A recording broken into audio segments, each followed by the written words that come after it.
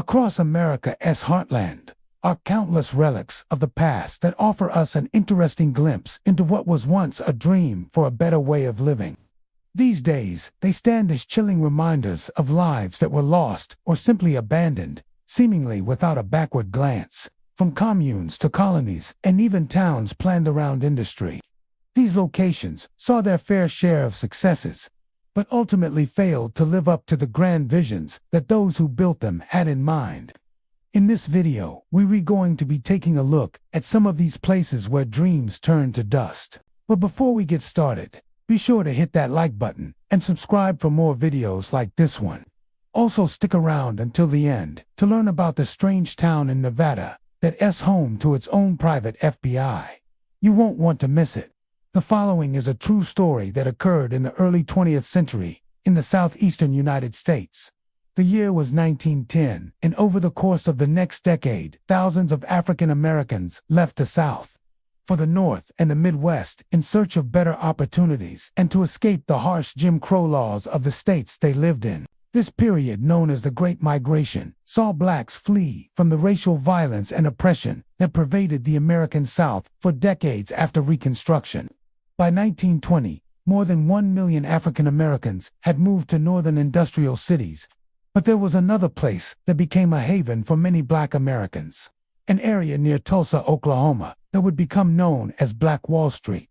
Over time, Greenwood was filled with thriving businesses owned by African Americans who built homes, churches, schools, and other buildings that made the neighborhood a self-sufficient community. It was one of the most successful Black communities in American history and served as a refuge from the racism that permeated white society at the time. But it wasn't to last. On May 31, 1921, a fire broke out in a Black neighborhood and quickly spread throughout Greenwood, leveling entire city blocks, while authorities claimed that the blaze was the result of a faulty electrical connection. Many believe that the fire was actually set intentionally as part of a racist plot. A few weeks later, another fire leveled much of the neighboring town of Vernon, which was also predominantly Black. The destruction of Black Wall Street led to the deaths of hundreds of African Americans and left thousands more homeless. The fires were part of a larger campaign to drive Black people out of Greenwood and other areas in the region. By the 1930s, the neighborhood had been completely destroyed and its residents had been dispersed across the country. Hardly anything remains today of the prosperous Black community. But in recent years, efforts have been made to restore some of the buildings and honor the memory of those who lived there. There are various reasons why a community might collapse. Sometimes it can be due to external factors, such as economic decline, natural disasters, or government policies. Other times, it can be the result of internal issues, such as a failure to adapt to changing circumstances or a lack of leadership. Whatever the cause, the demise of a community can be a devastating event that leaves people displaced and struggling to make ends meet. There are countless examples of this across the United States, such as the economically depressed mining towns of West Virginia or the ghost towns that dot the American West. These are all communities that have been decimated by outside forces beyond their control. But sometimes the decline of a community is the result of internal problems. For example, the Hutterian Brethren, a religious sect that broke away from the Amish Church in the 18th century, established several colonies in North America, including one in Texas in the 1850s. But the colony was eventually dissolved in the late 19th century due to internal disputes. Or take the Shakers, a communal religious group that flourished in the 19th century. They established several communities in the United States, but they were ultimately unable to survive because of their strict lifestyle and refusal to accept new members.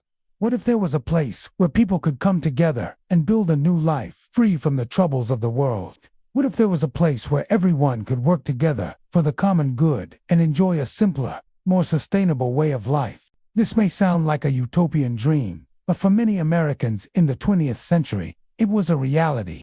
Communes and colonies sprang up across the country, offering people an alternative to traditional society.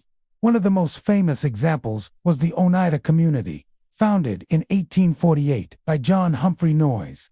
The community was based on the principles of utopian socialism and featured communal property, shared meals, and a commitment to pacifism. Members of the Oneida community believed in a philosophy known as complex marriage, which rejected traditional sexual norms and allowed for multiple sexual partners within the community. While the Oneida community eventually dissolved in the early 20th century, its legacy lived on in other communes that popped up around the country. One such commune was the Bruderhof, founded in 1920 by a German-speaking group of Christians.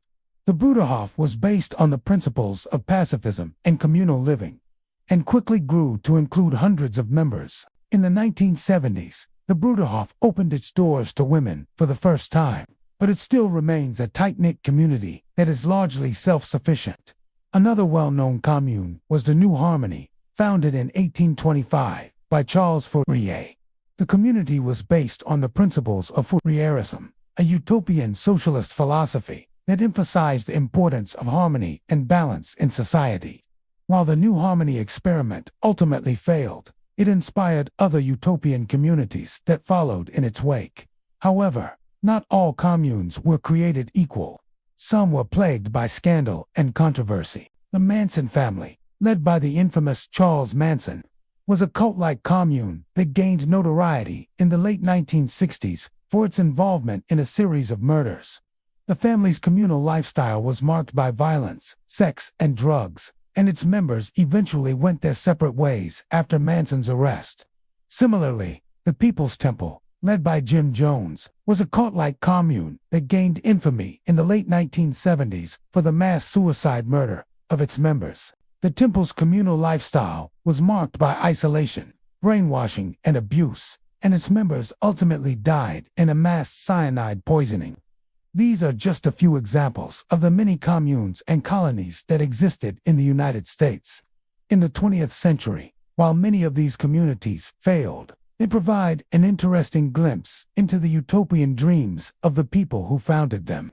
In the 19th century, the United States was a vastly different place than it is today. The country was rapidly industrializing, which led to the growth of cities and the emergence of a new middle class. At the same time, the United States was expanding westward, which led to the displacement of Native Americans and the acquisition of vast amounts of land. This expansion also led to the discovery of gold, which caused a population boom in certain areas and fueled the growth of mining towns. Many of these mining towns were rough-and-tumble places filled with saloons, gambling halls, and brothels. They were also typically very dangerous, as the work in the mines was often done by hand, and there were few safety regulations. In addition, the towns were usually isolated and difficult to reach, which made it hard for residents to get supplies or medical care. Despite the dangers and hardships, many people were drawn to mining towns because of the potential for wealth. The discovery of gold or silver could make a fortune, and many people were willing to risk their lives for that chance. Additionally, the towns were typically very colorful and exciting places to live, and many people were attracted to that lifestyle. Some of the most famous mining towns in the 19th century included Virginia City, Nevada, which was founded in 1859 after the discovery of silver; Deadwood, South Dakota, which was founded in 1875 after the discovery of gold; and Tombstone, Arizona, which was founded in 1877 after the discovery of silver. These towns were all very different, but they all shared the common characteristics of being dangerous, isolated, and exciting. They were also all very transient places, as people came and went in search of their fortunes. Today, many of these mining towns are little more than ghost towns, as the mines have long since been depleted. However, they remain an important part of American history and offer a glimpse into a time when the country was rapidly industrializing and expanding westward. If you enjoyed this video, be sure to check out our other video on America's most haunted mining towns. You won't want to miss it. Thanks for watching.